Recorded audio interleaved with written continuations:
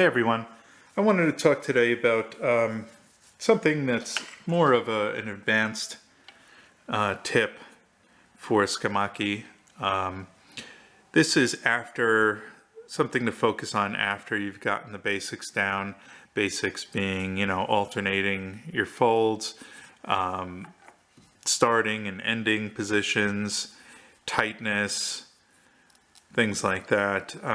Once you've gotten more familiar with wrapping the handle of a katana, there are things that help refine your work, little details that you start to focus on. And one of them is making sure that the center of your folds are nicely aligned down the center of the tsuka. Now, in most cases of production wrapping, such as this one, this is a typical production katana tsuka, and you'll see that this line is often not very straight. It starts to travel, it zigzags a little bit. This one is fairly straight. You could see here this line travels a little bit, but for the most part it goes down the center of this handle. What you're trying to achieve, the ideal positioning, would be dead center of the tsuka, starting from the fuchi end and traveling all the way down to the kashira end. Some things you want to keep in mind when aligning is center of the total width, and when you get toward the kashira, ideally you want that center line to wind up right in the center of the opening in your kashira, the opening for the ito to pass through.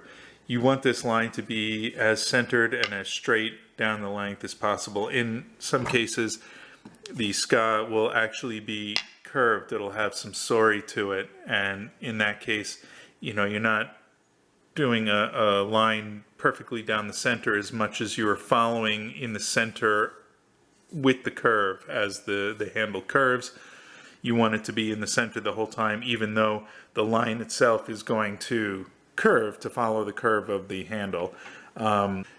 This case, this handle is fairly straight. It has a little bit of curve, but not too much, and so the line should be pretty straight down the center. Again, this one travels a little bit, but for the most part you could see it goes pretty straight. One thing that could help you achieve this, getting the center aligned properly, is lighting. Good lighting while you're doing the work is very important.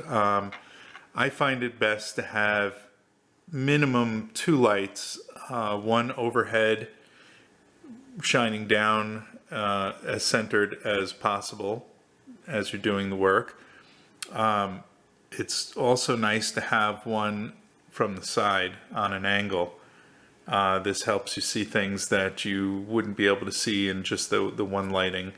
And then to have a third on the other side at a different angle, it really helps make sure that all the areas of the handle as you're working are illuminated enough so that you can see what you're doing.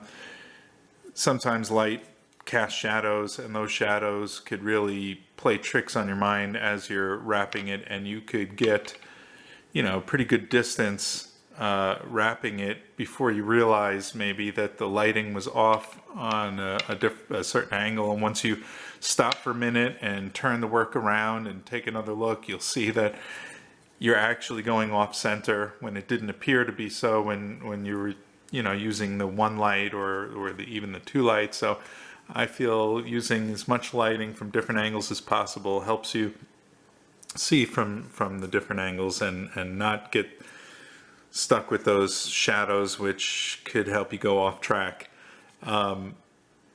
Another thing, not a trick really, but another thing to focus on is the fold that you made previously and the fold that you're going to make next after the one you're actually working on.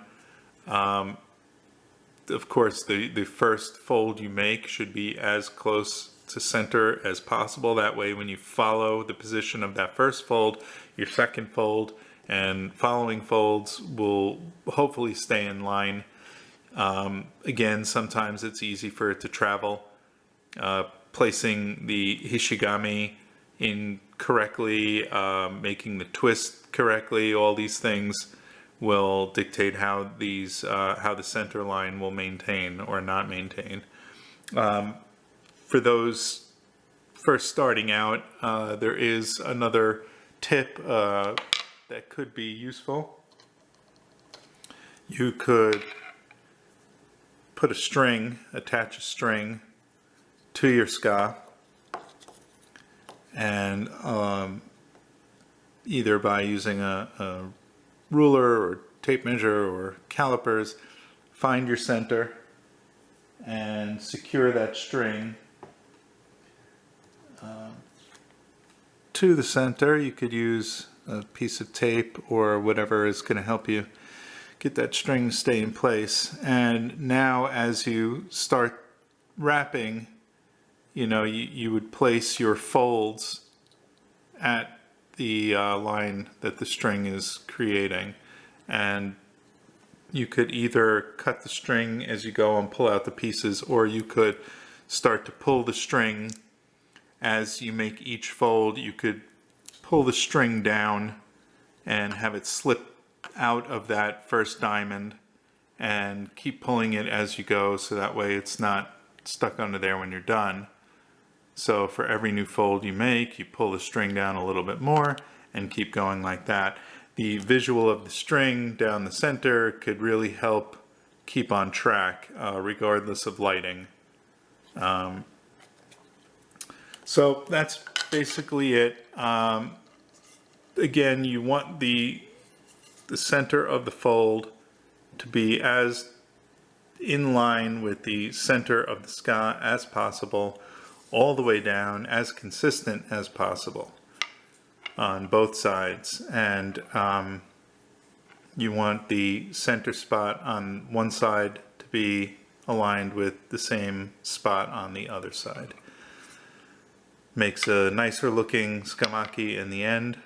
It's more professional looking, and functionally it probably helps as well to have the center as aligned as possible and as consistent as possible. I hope that helped. Thanks for watching.